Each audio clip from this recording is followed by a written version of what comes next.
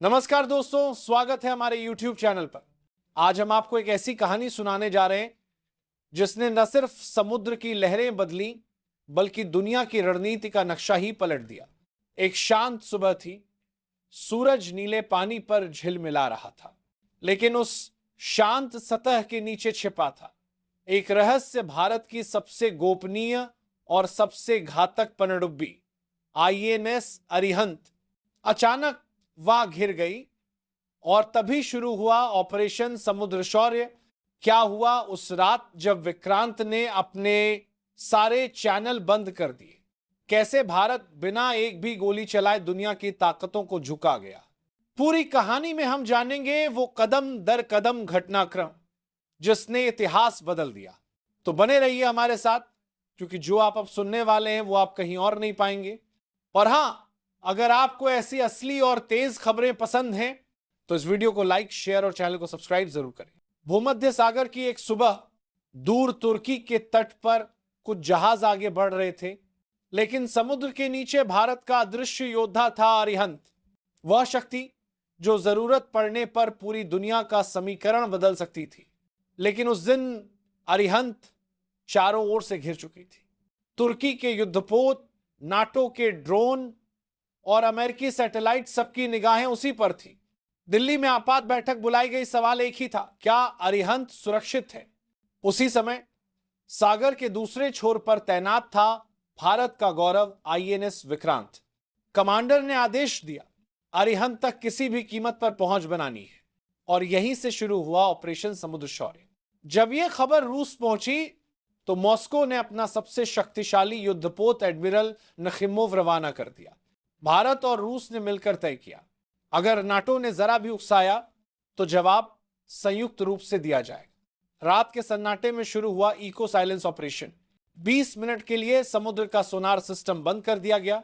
NATO के जहाज अंधे हो गए। अरिहंत दुश्मन के घेरे से निकलकर पश्चिमी हिस्से के नीचे पहुंच गई। अब भारत के पास बढ़त थी। रूस ने डिकॉय सिग्नल भेजे, नाटो ने अपने सिस्टम एक्टिव किए, पर असली मिशन नीचे चल रहा था। अरिहंत ने अपने K-15 शौर्य मिसाइल ट्यूब सक्रिय किए, लेकिन हमला नहीं किया। यह भारत की रणनीतिक चुप्पी थी, जो किसी भी मिसाइल से ज्यादा ताकतवर थी। अमेरिका और नाटो में अफरा तफरी मच गई। कोई नहीं जानता था अरिहंत कहां है।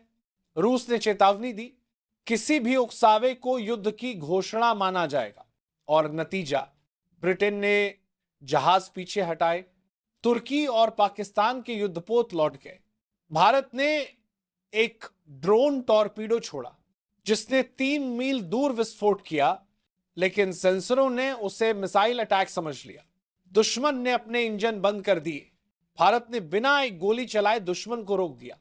सुबह 8:14 पर अरिहंत ने संदेश भेजा, स्थिति नियंत्रण में है, भारत सुरक्षित है। कमांड रूम में तालियां गूंज उठी। अरिहंत अब सिर्फ एक पनडुब्बी नहीं, भारत की आत्मा बन चुकी थी। नाटो ने पीछे हटना शुरू किया। अमेरिका ने बयान दिया, हम सभी पक्षों से संयम बरतने की अपील करते, पर असल में यह उनकी हार की स्वीकारोक्ति थी।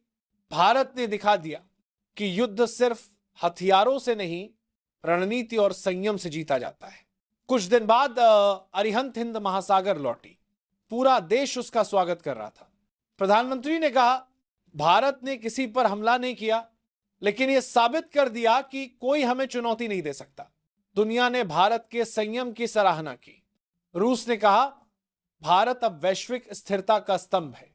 और अमेरिका ने माना, भारत एक जिम्मेदार परमाणु शक्ति बन चुका है। आज भूमध्य सागर फिर से शांत है, पर यह शांति डर से नहीं, सम्मान से। क्योंकि सब जानते हैं, अगर भारत बोलेगा तो लहरें भी दिशा बदल देंगी। जय हिंद, जय भारत।